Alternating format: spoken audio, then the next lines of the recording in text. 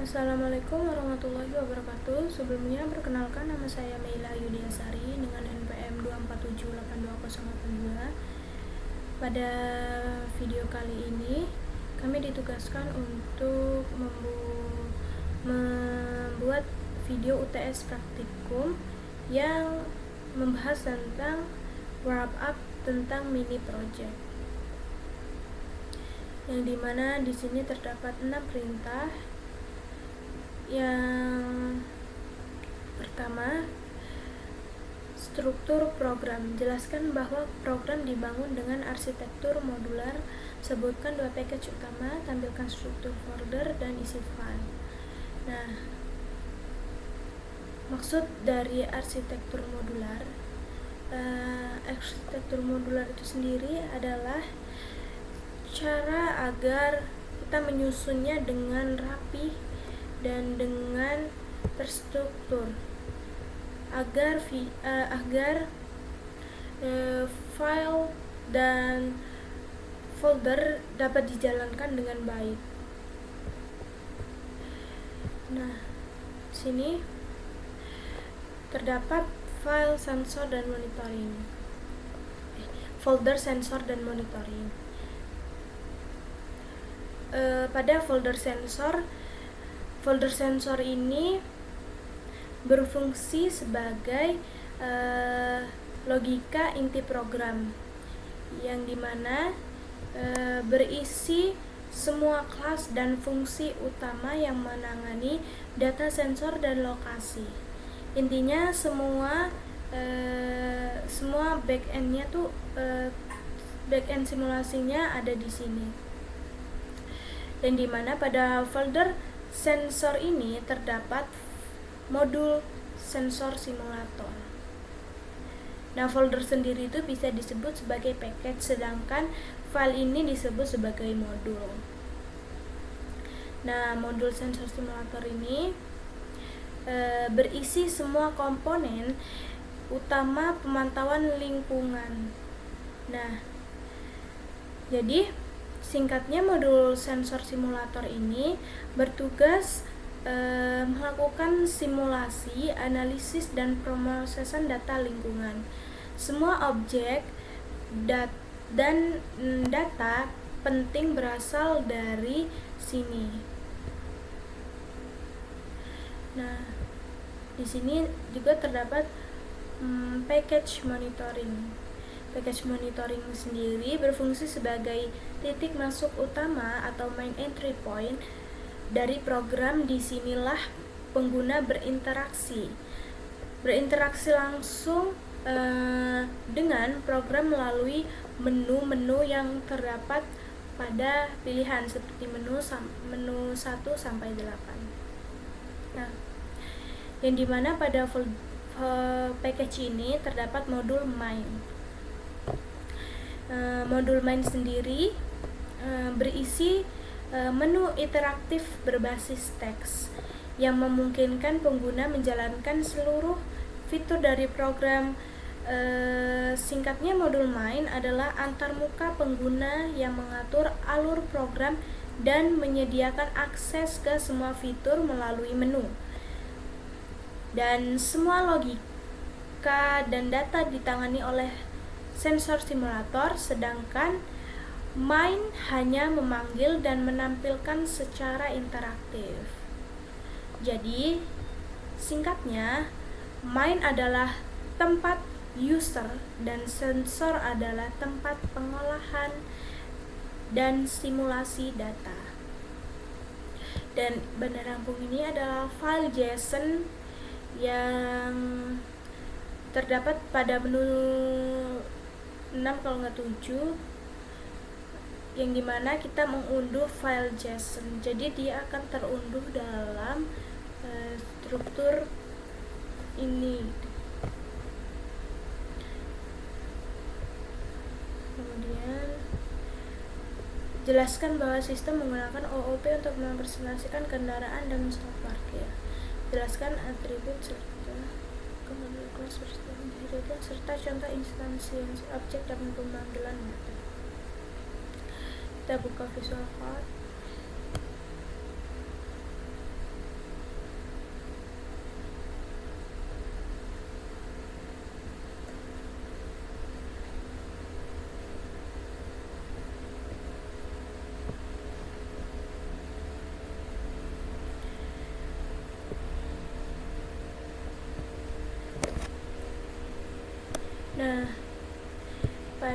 pada implementasi OOP dan inheritance.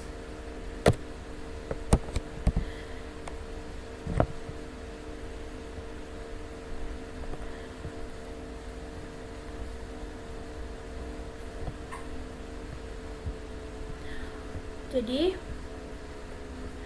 konsep OOP sendiri adalah paradigma pemrograman yang menggunakan objek untuk merepresentasikan data dan metode. Dalam proyek ini, OOP digunakan untuk merepresentasikan sensor dan lokasi pemantauan.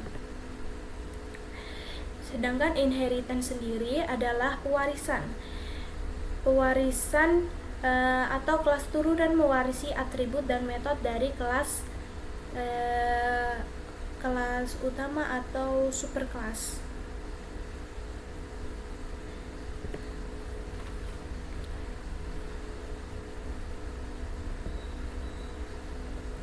Nah, superkelas sendiri atau kelas sensor ini dia memiliki atribut dan metode. Atribut sendiri di sini terdapat atribut nama, jenis, dan timestamp. Sedangkan metodenya di sini terdapat metode generate data dan tampilkan data. Generate data sendiri digunakan untuk menghasilkan data sensor berdasarkan jenis sensor. Sedangkan tampilkan data digunakan untuk mengembalikan informasi data sensor dalam format string.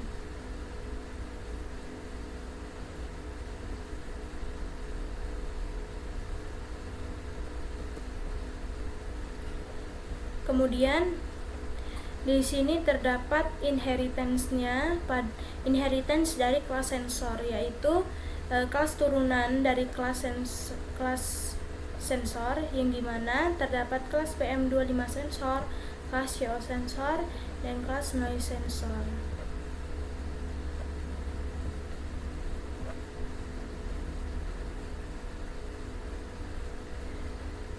Di sini juga tidak hanya ada kelas sensor saja, terdapat superkelas lain seperti kelas location dan kelas sensor iterator. Nah, kelas sensor iterator sendiri juga memiliki atribut data list, sensor name,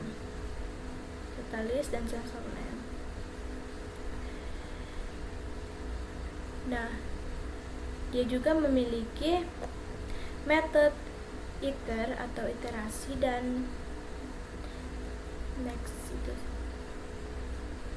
Nah, pada classification juga dia memiliki atribut dan metode sendiri seperti yang bisa kita lihat.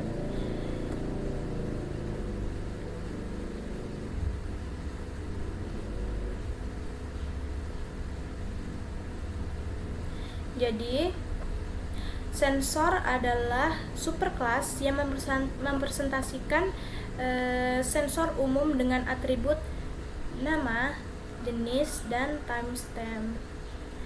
Sedangkan PM25 CO sensor dan noise sensor adalah kelas turunan dari sensor yang menambahkan metode khusus untuk menganalisis data masing-masing sensor. Nah, fungsi init sendiri itu untuk menginisialisasi objek sensor pada sensor.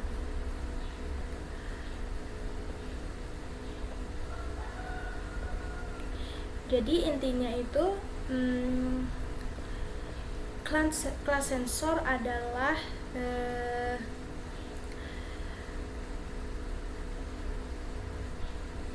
objek utama atau superkelas yang mempresentasikan data dan metode, dan inheritance-nya itu terdapat inheritance-nya itu seperti ini, kelas PM25 sensor, CO sensor, atau kelas turunan dari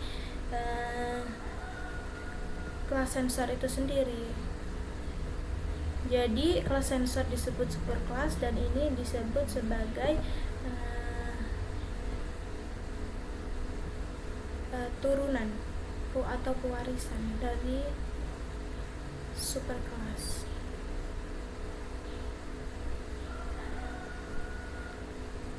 Kemudian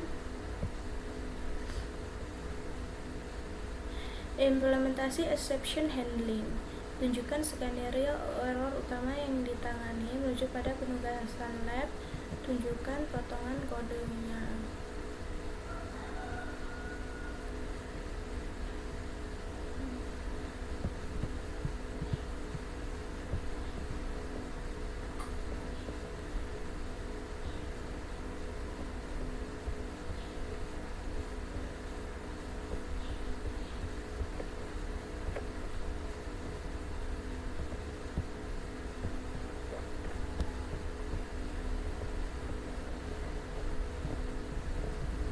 Nah,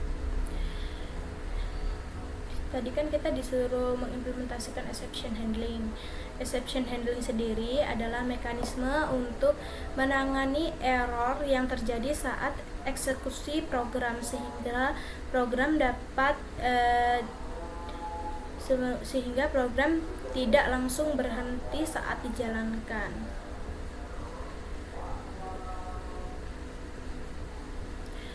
Contoh exception handlingnya yaitu value error. Value error ini ketika input pengguna tidak valid seperti pilihan menu yang tidak sesuai. Contohnya kayak kita kan di sini terdapat menu 1 sampai 8. Kita menginputkan di luar itu. Contohnya kita menginputkan menu 9. Maka dia akan memunculkan terjadi kesalahan tidak terduga.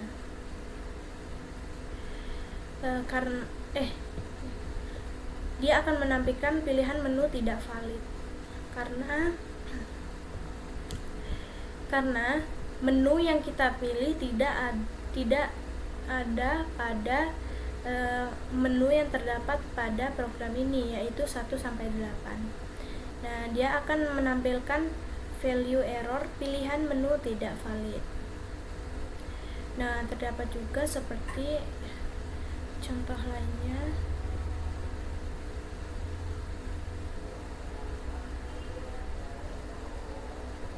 Nah, pada file not found error. Nah, exception handling 1 ini ketika kita ingin membaca file JSON. Kita kan hanya memiliki file JSON bandarlampung.json. Kita ingin membaca file lain seperti krui.json gitu. Dia akan memunculkan pesan error yaitu file krui.json tidak ditemukan. Jadi dia akan menampilkan ini file JSON tidak ditemukan. File name ininya ketika kita menginputkan namanya dia akan terpanggil di sini.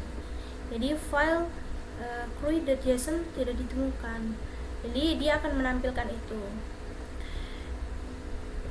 Nah, pada ini dia terdapat value error dan file not found error. Jadi itu tadi. Kemudian implementasi generator, iterator, dan classers. Tunjukkan implementasi dari konsep ini pada program.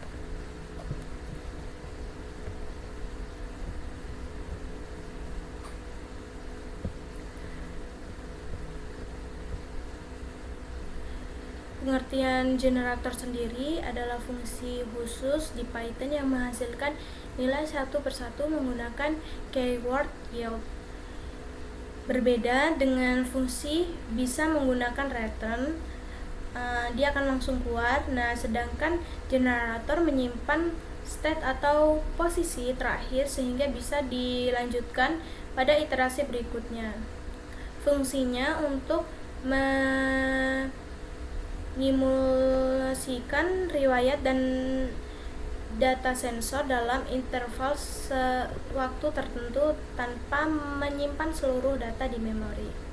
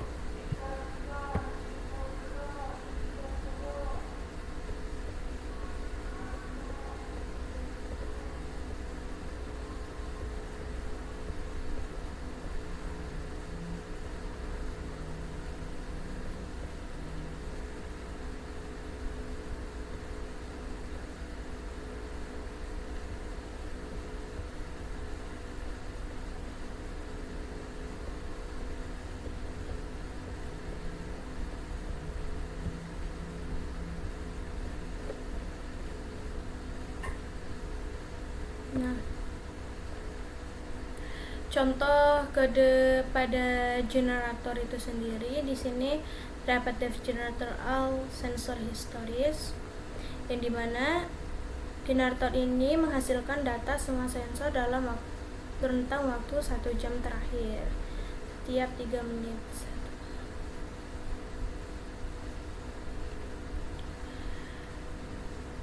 Yang dimana dia akan menghasilkan di sini dia akan menghasilkan data semua sensor secara random, sensor PM25, CO, dan pisingan.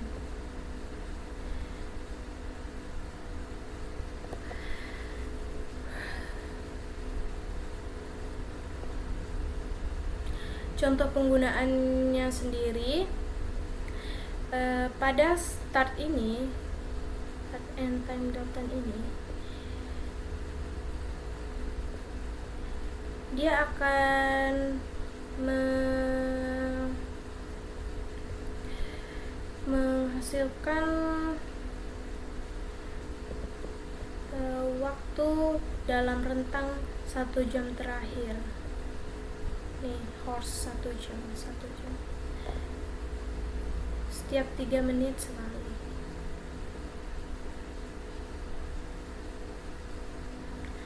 Kemudian iterator adalah objek yang dapat diiterasi atau dilalui satu persatu seperti list, tuple, atau dictionary. Dalam Python kita dapat membuat iterator custom dengan mendefinisikan metode iter dan next dalam sebuah kelas. Fungsi memudahkan pengambilan data yang spesifik dari kumpulan data dan sensor hasil generator. Tujuannya agar menyediakan cara fleksibel untuk membaca data sensor satu persatu, khususnya ketika hanya data sensor tertentu seperti PM25 yang dibutuhkan dari data historis.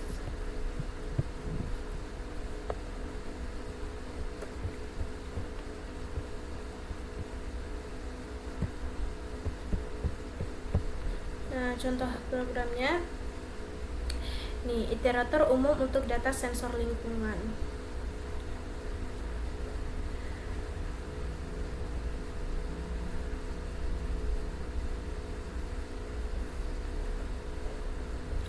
Nah, jadi di sini dia akan menggunakan iter dan next, menggunakan iter dan next. Dia akan mengiterasi satu persatu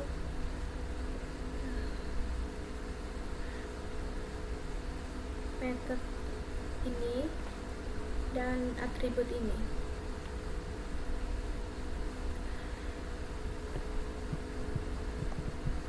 Kemudian class source atau lambda function.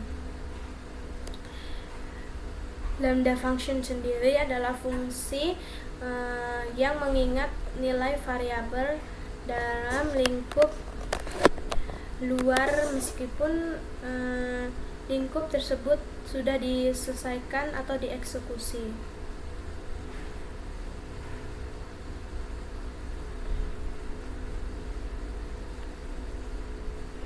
Tujuan closure sendiri untuk membuat fungsi cepat dan ringkas untuk menyaring atau memfilter data berdasarkan kondisi tertentu tanpa membuat fungsi baru dengan def.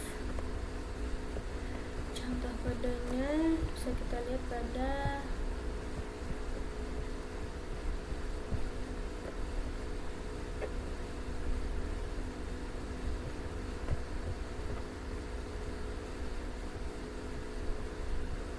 ini. Cari dan tampilkan sensor. Mencari lokasi berdasarkan keyword dan menampilkan data sensor menggunakan lambda function. Nah, di sini dia akan menggunakan keyword dan menampilkan data sensor menggunakan lambda.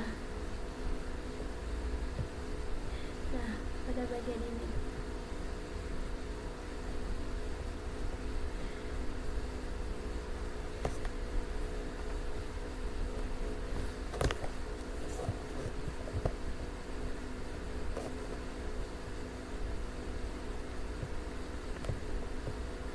kemudian demo program, running keseluruhan program dari awal hingga akhir sambil menjelaskan fungsi masing-masing.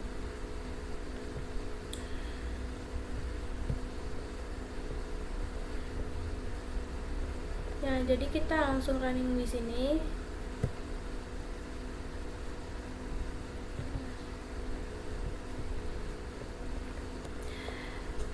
Pada Smart City ini dia terdapat 8 menu, yang dimana menu pertama dia menambahkan lokasi pemantauan.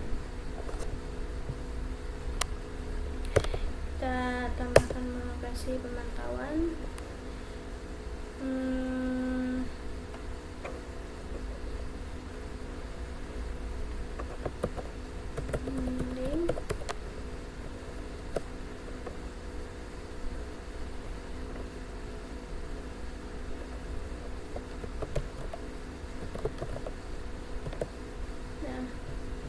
Kita masukkan kelurahan dan masukkan nama kecamatannya. Jadi dia akan menambahkan lokasi baru, yang dimana lokasi ini akan bisa terlihat ketika kita memilih menu yang kedua. Nah, status kualitas udara pada tiap lokasi kota Bandar Lampung. Nah, pada menu 2 dia akan melihat status kualitas udara di semua lokasi.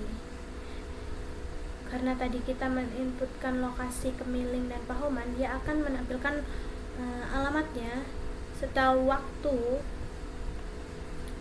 serta sensornya, dan dia akan menampilkan batasnya itu normal, sedang, atau bahaya gitu.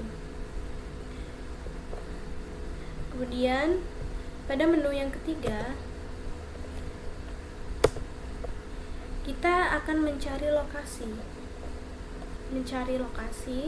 Kita tekan Kemiling.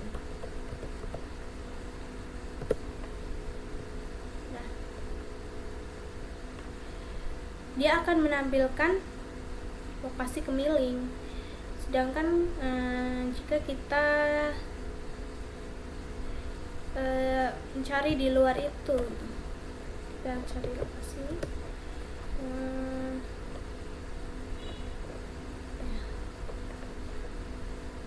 tinggal. Nah, dia akan menampilkan pesan error, yaitu lokasi tidak ditemukan.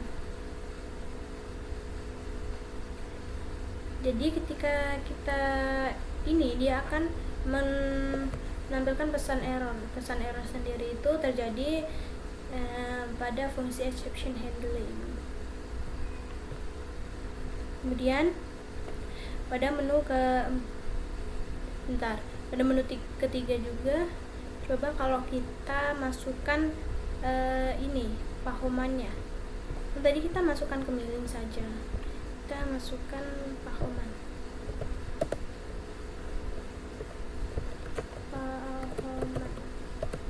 Nah, dia akan tetap menampilkan. Jadi kita bisa menginputkan salah satu kecamatan atau kelurahan. Menu keempat, riwayat data sensor 1 jam terakhir. Nah, pada riwayat ini dia akan menampilkan riwayat simulasi semua sensor 1 jam terakhir. 1 jam terakhir ini saya mengambil 20 riwayat dalam rentang 1 jam, yang dimana dia akan menampilkan ringkasan data sensornya, yaitu PM25 sensor, CO, dan kebisingan.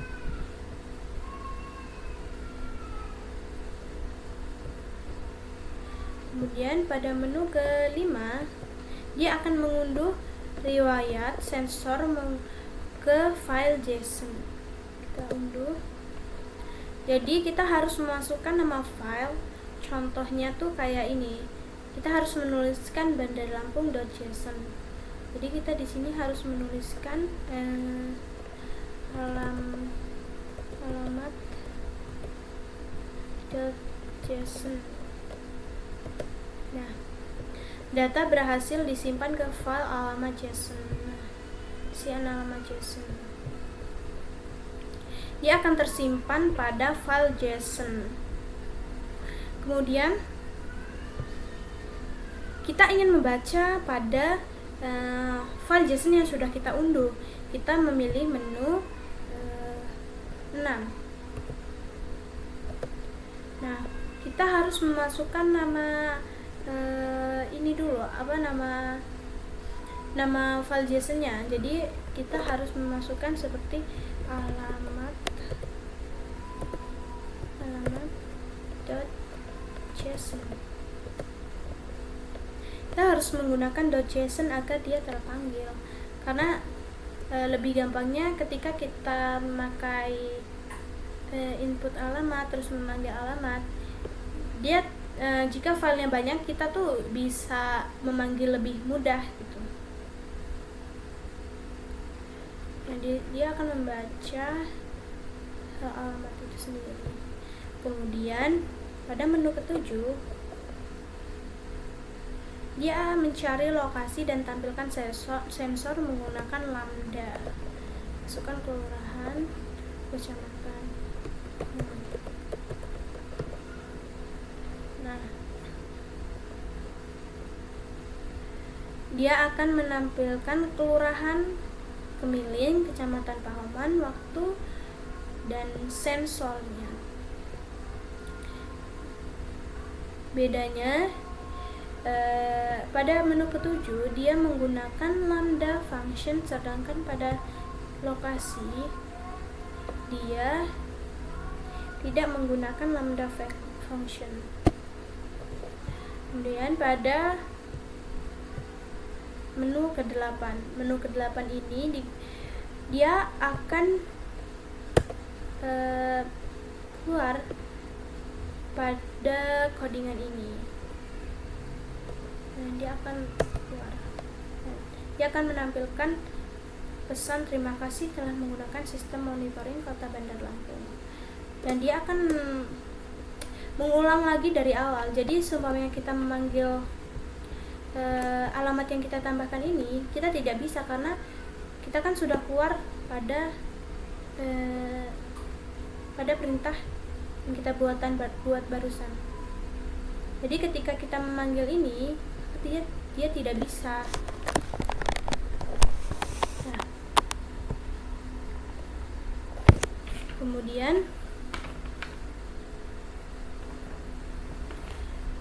refleksi singkat, hal yang paling menantang dan pelajaran yang didapat selama mengerjakan mini project. hal yang paling menantang. Project ini kan harus mengikuti standar PEP 8 dan PEP 257 atau Docstring dan Design of Python. Nah, itu sendiri menguji kemampuan saya gitu, yang dimana saya harus sabar menghadapi kesalahan yang terjadi pada flight 8, yang dimana kita harus mencari satu-satu dimana kesalahan pada flight 8. Pokoknya kita harus detail dan disiplin dalam mengikuti standarnya.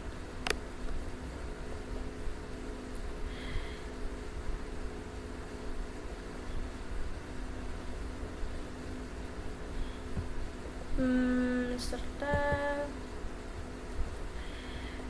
perjalanan mengerjakan mini project ini kan dari dasar, yang dimana saya belum terbiasa dengan waktu yang sangat singkat, pengumpulan yang sangat singkat seperti batasnya jam 12 malam, sedangkan kita kan membuat laprak tuh harus menyelesaikan codingan. Jadi kita tidak bisa membuat laprak jika codingan kita tidak selesai gitu. Yang dimana saya harus mengatur waktu dengan baik dan mengerjakannya dengan tepat waktu agar kita bisa mengerjakan laprak dan mengumpulnya tepat waktu. Tantangan terbesar sendiri itu ya menurut saya waktu, karena waktu itu karena tantangan waktu itu membuat kita harus mengumpulkan tepat waktu, disiplin, serta kita tidak mengulur-ulur waktu serta mengerjakan tugas tepat waktu. Sebenarnya ditugaskan dalam waktu singkat itu ada manfaatnya agar tugas kita tidak numpuk, agar kita tidak membuang-buang waktu dalam mengerjakan tugas, serta